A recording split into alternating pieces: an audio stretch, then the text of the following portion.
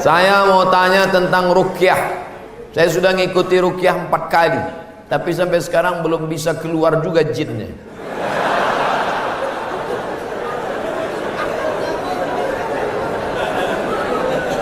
Nanti pergi ke Pekanbaru, mana tahu hari libur. Di belakang Hotel Premier ada Masjid Al-Falah. Ini nomornya, catat. Mana tahu ke Pekanbaru. Mungkin sama Ustadz ini jin itu tak takut, yang ini dia takut. Catat nomornya. Ketua Asosiasi Ruqyah Indonesia Provinsi Riau Daratan. Namanya Ustadz Saifullah.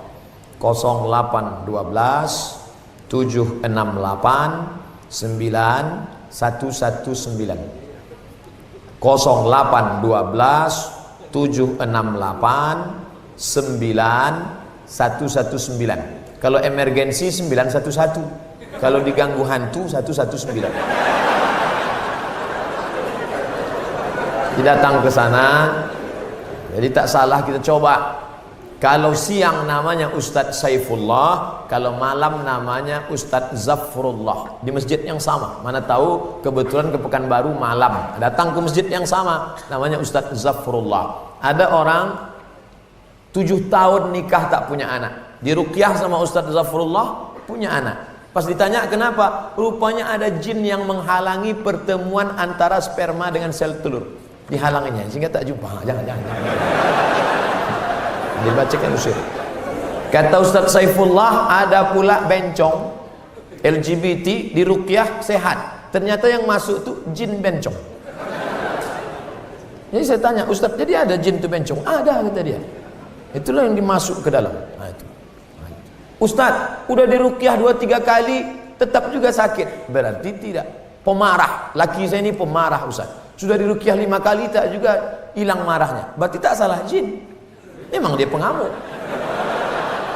Makanya kadang kita kasihan juga sama jin nih. Sikit-sikit salah dia. Sikit-sikit salah dia. Aku tak selamanya salah, kata jin. Ustaz, ayat yang dibacanya kan ayat kursi. Coba saya dengar yang dibacanya itu ayat kursi. Kenapa kita yang baca, kenapa jin itu tak keluar? Ini bukan masalah pistolnya, tapi man behind the gun. Orang yang punya pistol. Kita bacakan Allahu la ilaha illal qayyum la ta'khudhuhu sinatun wa la nawm lahu ma. Tak mau dia keluar, malah ketawa jin.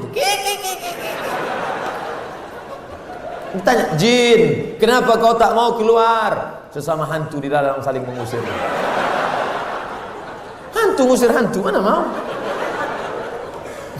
Yang membaca itu ulahnya 11-12 macam hantu. Apa hukum suami menyembunyikan uang gajinya? Kadang memberi istri sikit, padahal gajinya besar. Berapa tadi hak ibu? Ingat, berapa hak ibu tadi? Makan, pakai, tempat tinggal, pendidikan, perhatian. Kalau kurang, maka laki-laki ini dituntut di hadapan Allah Subhanahu wa taala. Hai laki-laki yang gajinya banyak tapi mengasihi bini sikit, maka ingat 5 ini mesti kau tunaikan. Alhamdulillah Ustaz Somad, dulu selama ini abang tu cuma 100.000 lah dikasihnya. Setelah mendengar ceramah Ustaz tadi malam, bertambah berapa? 110. Tambahlah. Nabi sedang duduk. Nabi duduk-duduk di bukit Sofa. Datang seorang perempuan namanya Hindun. Apa kata dia? Ya Rasulullah, inna Aba Sufyan rajulun sahih. Suamiku itu orangnya pelit. Boleh tak ku ambil duitnya untuk makan anak-anakku? Kata Nabi, ambillah. Itu dalil boleh mengambil duit laki yang pelit. Tapi kalau kurang, kalau udah cukup jangan ambil lagi. Saya tak tanggung jawab. Nanti dia ambilnya semua. Pas ditanya, kenapa kau ambil? Kata Ustaz Somad tadi malam. Misalnya standar di sini sebulan 3 juta. Laki cuman mengasih 1 juta. Maka ibu boleh ambil 2 lagi. Kenapa? Karena itu keperluan.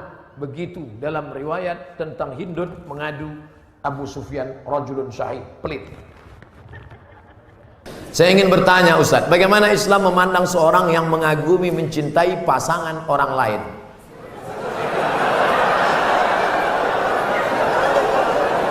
Bagaimana pula jika orang itu memiliki perasaan yang sama dengan kita?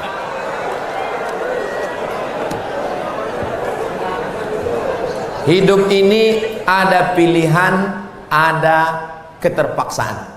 Hidup ini ada pilihan, ada keterpaksaan. Saya mau ceramah antara duduk dan berdiri. Pilihan atau keterpaksaan? Pilihan. Ustadz mau duduk atau berdiri? Saya pilih berdiri. Kenapa Ustadz pilih berdiri? Menunjukkan bahwa saya masih muda, masih sehat. Antara minum atau tidak minum. Pilihan atau keterpaksaan? Pilihan. Minum atau tidak, terserah saya. Mau saya minum, mau tidak. Itu pilihan saya. Nah, masalah cinta. Cinta itu pilihan atau keterpaksaan? Cinta tidak pilihan. Cinta adalah keterpaksaan.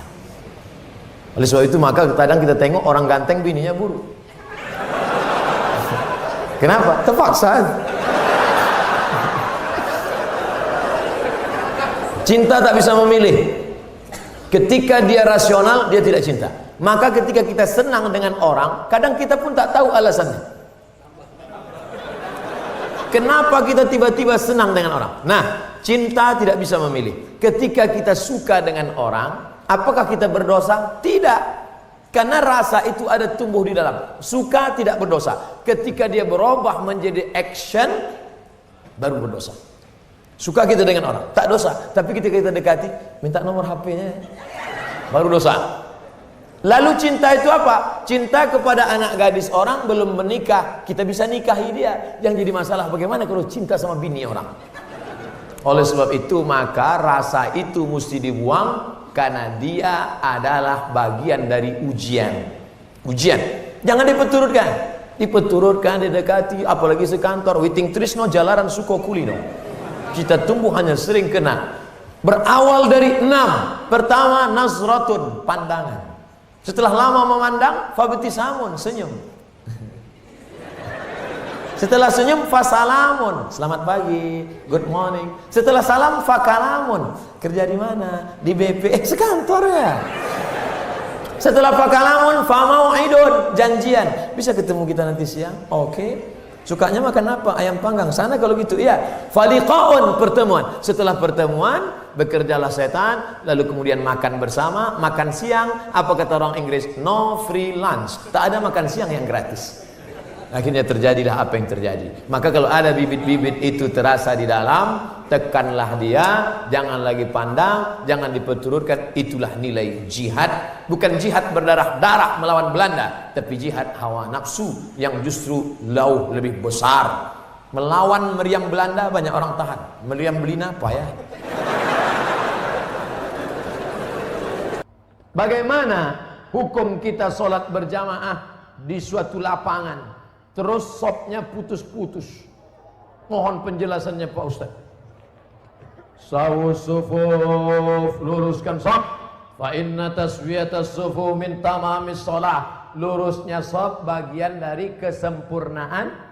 Sholatnya sah, tapi kurang sempurna. Sholat tadi berjamaah di sini sah, tapi kalau putus-putus kurang sempurna. Imam, luruskan dulu, tengok. Saya sholat di Masjid Istiqomah di Bengkalis. Apa kata imam? Luruskan sholat, matikan HP.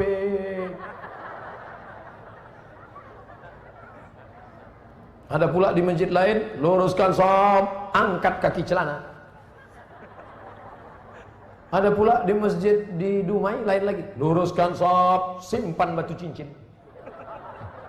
Saya tanya, Pak Imam, kenapa lain ini? Iya Pak Ustaz, batu cincin ini buat orang tak khusyuk. Waktu tasyahud tengok, sudah ada ini. Tapi tiga-tiganya sepakat bahwa luruskan sop. Cara meluruskan sop itu Pak Ustaz, ujung kaki di ujung tumit, ujung kaki di ujung sop. Kiblatnya ke sana. Ini ujung sajadah, tumit. Nah, tumitnya yang rata.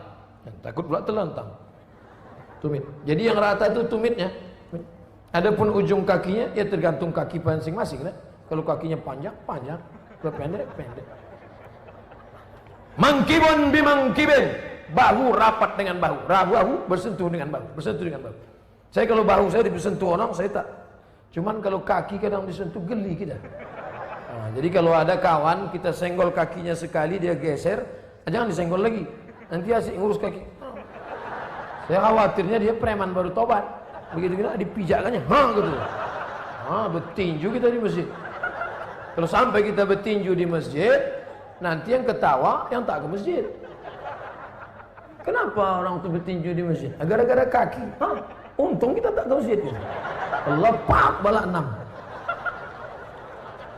Nah, jadi bahu rapat dengan bahu, kaki rapat-rapat sedikit lah. Kalau dia risau atau usah tempel. Setelah itu barulah imam angkat takbiratul ihram. Allahu Akbar. Bagaimana hukum suntik rubella yang belum sertifikasi halal MUI? Sampai sekarang Majelis Ulama Indonesia tidak mengeluarkan sertifikat halal sampai hari ini.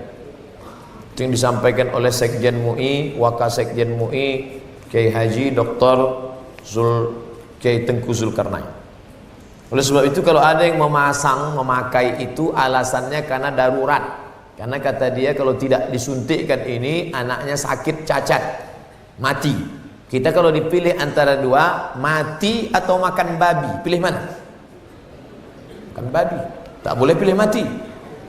Masuk ke dalam hutan, pilihan cuma dua, mati sama makan babi. Kau pilih mati atau makan babi? Aku mati aja lah, tak boleh. Mesti makan babi. Ambil kecap, colek-colek babi itu.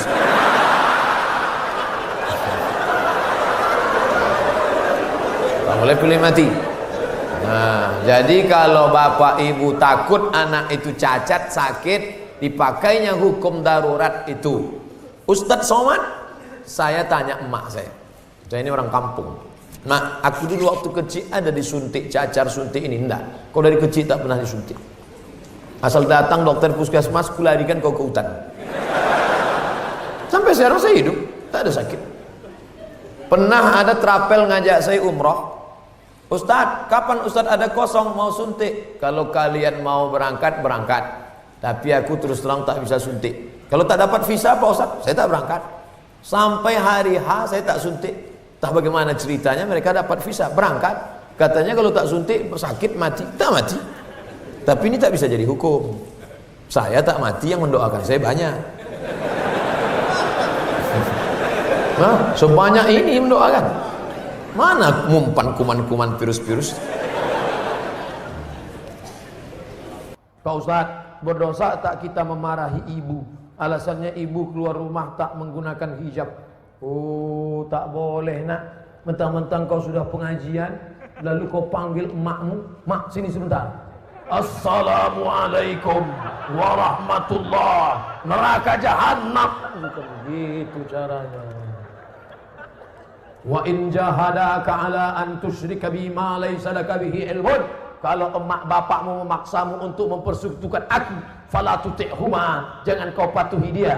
Tapi untuk melawan tetap tak boleh. Wa sahibhuma fid dunya ma'rufa, tetaplah bergaul dengan jangan kalian yang menasihati dia.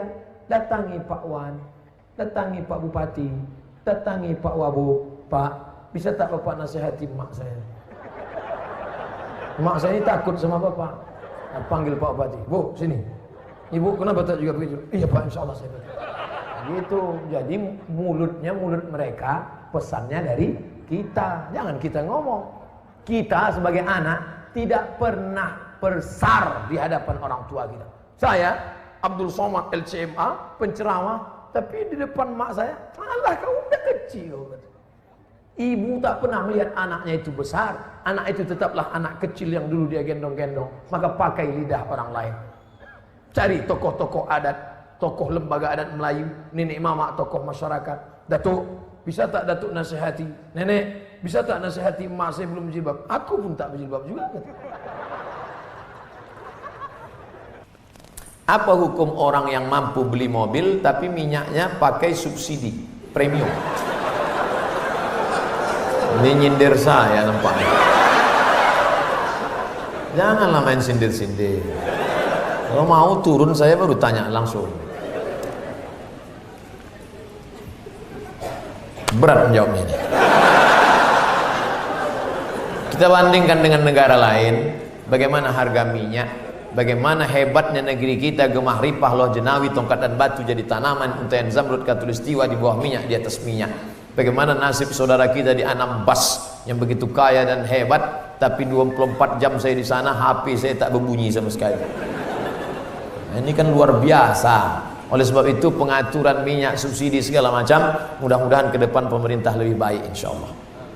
Ini hak kita, kita sebagai warga negara. Mestinya kita ini, kalau dilihatlah minyak kita dengan gas kita, dengan batu bara kita, dengan negeri terkaya di dunia, tak ada apa-apanya Brunei Darussalam. Ustaz, apa hukumnya membawa HP ke toilet? Misalnya main game.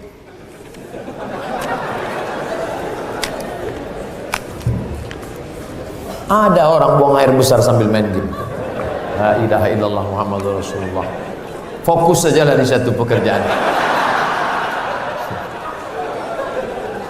Tak usah lain-lain. Pak Ustadz, saya mau nanya, apakah orang yang bertato itu tidak diterima sholatnya? Ada orang pakai tato, apa tulisan tatonya? Orang yang bertato tidak diterima sholatnya.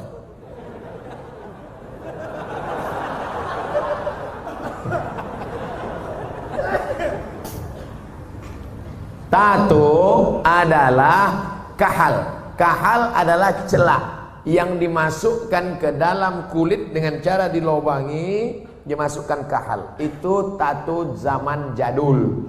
Tato zaman sekarang tato listrik, tato macam-macam jadi mantap. Waktu masih muda tegak, gambar tatonya ular kobra. Setelah tua kena diabetes, mengkerut, cacing pita.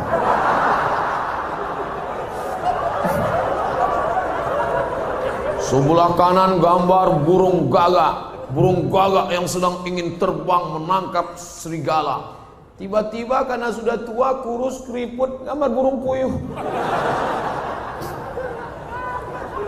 Dulu preman tengik, sekarang tobat. Nah, apakah setelah tobat dia perlu menyetrika tatonya? Tobat, sekarang ada cacing pita, mau disetrika lurus. Maka saudara-saudaraku yang sudah bertato tidak perlu menyetrika tatonya, wuduknya sah, air wuduknya masuk, sudah dikaji oleh para ulama, tidak perlu membuang tatonya. Hanya saja kalian yang dulu mantan-mantan petato perlu membuat komunitas tato tobat, KTT. Disangka orang konferensi tingkat tinggi. Ternyata komunitas tato tobat. Yang nggak punya tato nggak boleh masuk. Ada yang tatonya seperti Yakuza, ada bertato semua, ada sebelah mukanya tato semua isi. Tiba-tiba ada satu pesertanya nggak punya tato. Loh, sampean nggak ada tato kok bisa ikut? Ternyata tatonya cuma satu tai lalat. Dulu pengen jadi Rano Karno, nggak jadi. Dulu sama-sama dulu kan ada anak-anak muda ingin jadi Rano Karno, disuntik, ambil jarum, tusuk, kasih spidol. Ustaz kok tahu? Saya dulu nyoba juga. Nggak jadi. Nah, bagi yang belum punya tato jangan buat tato. 5. La'anallahul wasimat, Allah melaknat yang tukang buat tato. Wal mutasimat, minta buatkan tato. Wal mutanammisat, yang mencabut. Ini alis atau bulu mata? Alis, mencabut alis. Ini jangan dicabut. Ini mau nikah, wah dicabut, cabut. Gak mempan cabut dicukur, wah hilang. Tukang buat tato, minta buatkan tato, mencabut bulu mata, alis mata. Wal mutafallijat, mengotak-atik gigi. Gigi sudah bagus diotak-atik, kecuali giginya memang nggak wajar. Setiap melihat dia senyum pingsan 3 orang. Hai, gitu, pingsan. Itu boleh. pakai kawat. Dulu seingat saja kawat itu kan untuk pagar, sekarang gigi pakai kawat. Hari Senin ungu, hari Selasa merah, hari Rabu pink. Setiap ketemu, itu nggak boleh, mubazir, sakit. Pokoknya merubah yang nggak wajar jadi wajar, boleh. Merubah yang nggak normal jadi normal, boleh. Tapi yang sudah normal jadi abnormal, nggak boleh. Nah, oleh sebab itu yang bertato, kalau ada imam kita bertato, nggak usah dipermasalahkan. Nanti selesai sholat, ini sholat kita sah nggak ya? Nampaknya nggak. Pokoknya baik-baik semua. Kalau orang tua saya sebelum meninggal berwasiat kepada saya untuk pergi haji, apakah saya harus memenuhi wasiat itu apa tidak? Sedangkan saya belum naik haji. Bagaimana balasan? Dia wasiat haji gini. Duh, iki ono uang 50 juta. Nanti kalau saya meninggal, kamu harus menghajikan saya. Anak ini bolehkah menghajikan bapaknya? Boleh, dengan syarat dia haji dulu. Namanya badal haji. Nah, boleh nggak dia pakai uang ini untuk berangkat haji dia? Nggak boleh, karena uang ini untuk menghajikan bapaknya. Oh, rupanya mikrofon ini nggak boleh kuat-kuat, karena bapak ini menghajikan. Makanya nggak boleh menghaji.